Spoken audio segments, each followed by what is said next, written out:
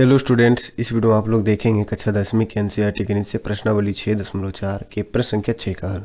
प्रश्न संख्या 6 में कहता है सिद्ध कीजिए कि दो समरूप त्रिभुजों के क्षेत्रफलों का अनुपात इनकी संगत माध्यिकाओं के अनुपात का वर्ग होता है। तो जैसा प्रश्न में कहा जा रहा है उसके अनुसार से हमें सबसे पहले एक आकृति बना लेनी है। तो दो समरूप त्रिभुजों का कहा जा रहा है तो हमें दो समरूप त्रिभुज खींच लेते हैं। ये हमने पहला त्रिभुज खींचा और ये हमारा हो गया दूसरा त्रिभुज। इसे हम क्रमशः नामांकित कर देते हैं ए बी सी तथा डी ई एफ से। ठीक है, तो इस प्रश्न में हमें सिद्ध करना है कि दो समरूप त्रिभुजों के क्षेत्रफल का अनुपात यानी कि त्रिभुज ए बी सी और त्रिभुज डी ई एफ के क्षेत्रफल का जो अनुपात होगा इनकी संगत माध्यिकाओं के अनुपात का वर्ग होगा। तो हम इन दोनों त्रिभुज में एक माध्यिका खींच लेते हैं। चूँकि हम किसी भी त्रिभुज में अधिकतम कितनी माध्यिकाएं खींच सकते हैं, 3 माध्यिका खींच सकते हैं। और हमारा त्रिभुज ए बी सी और त्रिभुज डी ई एफ क्या है, समरूप है। अर्थात यदि कोण ए को लिया जाए इधर तो हमारा इसमें संगत कोण डी आएगा, कोण ए कोण डी के बराबर। ठीक उसी तरह से कोण बी कोण ई के बराबर, कोण सी जो है कोण एफ के बराबर। तो यदि हम त्रिभुज ए बी सी में ए बिंदु से खींचे माध्यिका क्या होती है कि जिस सिर से डाली मतलब खींची गई होती है वो सामने की भुजा को 2 बराबर भाग में बांटती है। ये चीज़ आप लोग जानते हैं। तो हम ए से खींच लेते हैं और ये बी सी पे मिला देते हैं। तो इसमें ए से खींचे हैं तो हमें इसमें क्या करना है, डी से खींचना है। तो ये हमारा प्रश्न के अनुसार जो है आकृति बन चुका है। अब आइए जो प्रश्न में कहा जा रहा है उसे अपने शब्दों में लिखते हैं। तो दिया हुआ है, क्या दिया हुआ है कि दो समरूप त्रिभुज हैं, है ना। और दोनों समरूप त्रिभुज कौन कौन सा हम लिए हैं, त्रिभुज ए बी सी और त्रिभुज डी ई एफ। मतलब त्रिभुज ए बी सी समरूप त्रिभुज डी ई एफ है, क्लियर। तथा जो इनकी माध्यिकाएं हैं वो ए बिंदु से खींची गई है। चलिए इसको भी नामांकित कर देते हैं हम, इसे पी से नामांकित कर देते हैं, इसे क्यू से, है ना। तथा ए बी सी त्रिभुज ए बी सी एवं त्रिभुज डी ई एफ की माध्यिका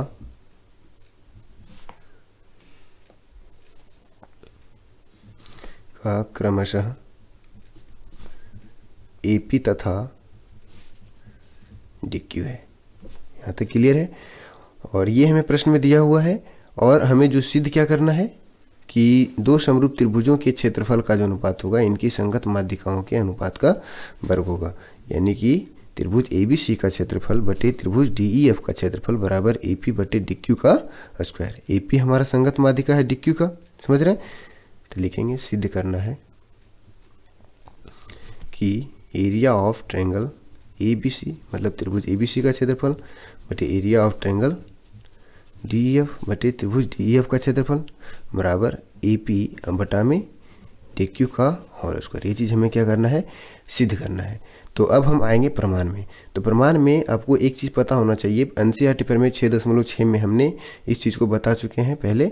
यदि आप लोग में कोई ऐसे स्टूडेंट जो एनसीईआरटी प्रमेय 6.6 को नहीं जानते हैं तो वो मेरे चैनल पे जा करके उस वीडियो को देख करके समझ सकते हैं, उसका वीडियो डाला हुआ है। तो एनसीईआरटी प्रमेय 6.6 में क्या कहता है कि दो समरूप त्रिभुजों के क्षेत्रफल का जो अनुपात होता है इनकी संगत भुजाओं के वर्ग के अनुपात के बराबर होता है। मतलब त्रिभुज ABC का क्षेत्रफल बटे त्रिभुज DEF का क्षेत्रफल जो होगा बराबर होगा AB बटे DE का स्क्वायर, उसको बराबर होगा BC बटे EF के स्क्वायर के, यही बराबर होगा AC बटे DF के स्क्वायर के। तो प्रमाण में हम लिखेंगे, लिख देना है कि हम जानते हैं कि दो समरूप त्रिभुजों के क्षेत्रफलों का अनुपात उनकी संगत भुजाओं के अनुपात का वर्ग होता है। अर्थात यहाँ से हम कह सकते हैं कि एरिया ऑफ ट्रायंगल ABC बटे एरिया ऑफ ट्रायंगल DEF बराबर AB बटे DE का स्क्वायर। ठीक है, या BC बटे EF का स्क्वायर, BC बटे EF का स्क्वायर और या बराबर AC बटे DF का स्क्वायर। ठीक है, ये तीनों में किसी को हम लिख सकते हैं। तो हमें सिर्फ क्या करना है, ए जिसमें ये भुजा आ रही है, ठीक है, मतलब AP माध्यिका जो आ रही है उसी त्रिभुज को लेके चलना है। यहाँ से हम देख रहे हैं कि AP माध्यिका है और DQ माध्यिका जो है इससे हमारा त्रिभुज ABC क्रमशः और DEF जो है 2 अनुपात में विभाजित हो रहा है ना, 2 भाग में विभाजित हो रहा है। मतलब एक ABP है ना और दूसरा APC, ठीक उसी तरह से डी ई एफ में डी ई क्यू और दूसरा डी क्यू एफ, है ना। तो यदि हम इस अनुपात को लें, मतलब ए बी बटे डी स्क्वायर के अनुपात को सिर्फ लें, तो हमारा इसमें जो है ए बी और ये डी, तो हम त्रिभुज ए बी पी को लेना चाहें तो हमारा ये अनुपात ए पी बटे डी क्यू इसमें आ जाएगा। चलिए आगे प्रश्न को हल करते हैं, उसके बाद समझेंगे आगे, ठीक है।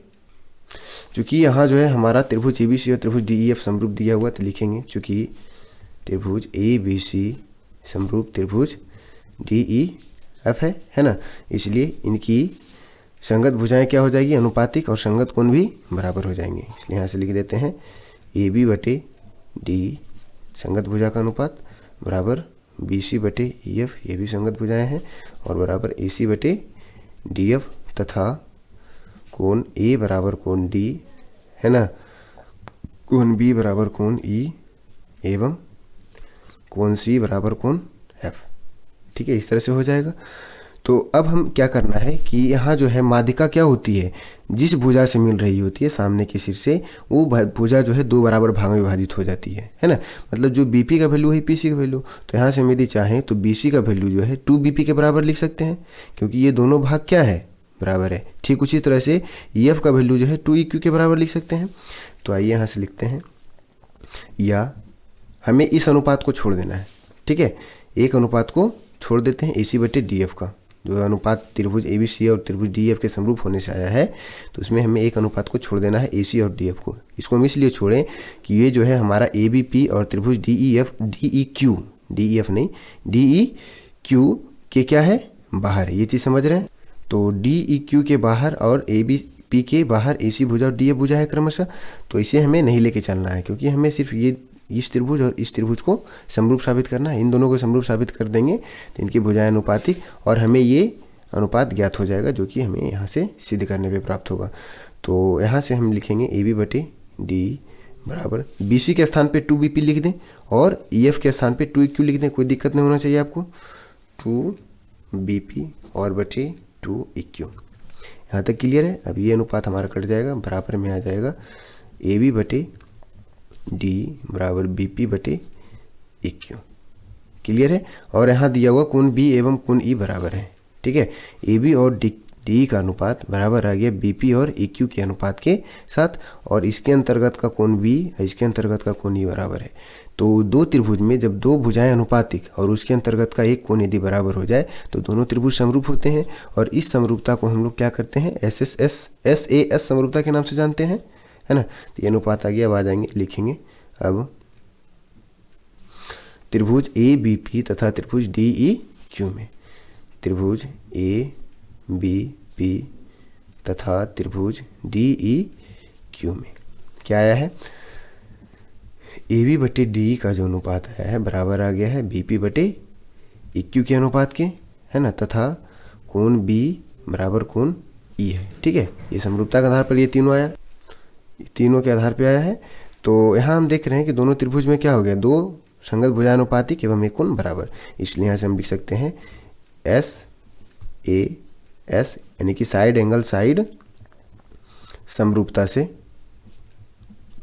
त्रिभुज ABP समरूप त्रिभुज DEQ। तो यहाँ हम देख रहे हैं कि हमारा दोनों त्रिभुज क्या हो चुका है, समरूप हो चुका है, ठीक है। त्रिभुज ABP समरूप त्रिभुज DEQ, दोनों त्रिभुज समरूप हो चुका है। तो समरूप त्रिभुज की भुजाएं फिर से क्या अनुपातिक होती है, तो उसे हम लिखेंगे। इसलिए चलिए यहाँ लिखते हैं, यहाँ हम लिख सकते हैं दोनों त्रिभुज समरूप हो चुका है, इसलिए AB बटे D का जो अनुपात होगा वो बराबर होगा BP बटे EQ के अनुपात के, वही बराबर होगा EP बटे DQ के अनुपात का। यहाँ तक क्लियर है। तो ये तीनों अनुपात मतलब आ गया। अब यहाँ से हम देखते हैं कि हमें जो है यहाँ, ठीक है, एरिया ऑफ त्रिभुज ABC बटे एरिया ऑफ त्रिभुज DEF का जो है अनुपात वो बराबर है AB बटे D का। यहाँ AB बटे D का अनुपात AP बटे DQ और BP बटे EQ के बराबर है। तो हमें इस अनुपात को नहीं लेके चलना है, क्योंकि हमें ये चीज़ नहीं सिद्ध करना है, हमें ये सिद्ध करना है AB बटे DQ। यहाँ देख रहे हैं आप लोग कि त्रिभुज ABC और त्रिभुज DEF के क्षेत्रफल का जो अनुपात है AP बटे DQ के स्क्वायर के बराबर है। तो यहाँ से हम लिख सकते हैं इस अनुपात को छोड़ करके AB बटे D बराबर AP बटे DQ, समझ रहे हैं। अब दोनों साइड यदि हम वर्ग कर दें तो AB बटे D का स्क्वायर बराबर आ जाएगा AP बटे DQ का स्क्वायर, क्लियर है, ये दोनों अनुपात बराबर आ जाएगा। तो इसे हम समीकरण 2 बना देते हैं और इसके पहले वाला जो आया था हमारा यहाँ से समीकरण 1 बना देते हैं। तो समीकरण 1 है ना, समीकरण 2, दोनों को ध्यान से देखें तो इसमें ए बी बटे डी का स्क्वायर और इसमें भी ए बी बटे डी का स्क्वायर, मतलब दोनों समीकरण में ए बी बटे डी का स्क्वायर जो है ये अनुपात उभयनिष्ठ है। तो बाकी शेष भाग जो बच गया ये और ये बराबर हो जाएगा। इन दोनों अनुपात से हमें कोई मतलब नहीं है, ठीक है, क्योंकि हमें जो सिद्ध करना है वो ये आ चुके हैं, ठीक है। तो यहाँ से लिख सकते हैं समीकरण 1 एवं 2 से क्या लिखा जा सकता है कि त्रिभुज ए बी सी का क्षेत्रफल मतलब area of triangle A B C बटे area of triangle D E F बराबर ये अनुपात बचा हुआ है ए पी बटे डी क्यू का स्क्वायर। यही प्रश्न में हमें क्या करना था, सिद्ध करना था, है ना। ये आप लोग देख सकते हैं। तो आशा करते हैं कि आप लोग प्रश्न संख्या 6 को ठीक तरीके से समझे होंगे और यदि वीडियो पसंद आया तो वीडियो को लाइक कर अपने दोस्तों के साथ शेयर कर अवश्य कर लीजिएगा। मिलते हैं इसके अगली वीडियो में, तब तक आप हमारे चैनल पर बने रहेंगे। धन्यवाद।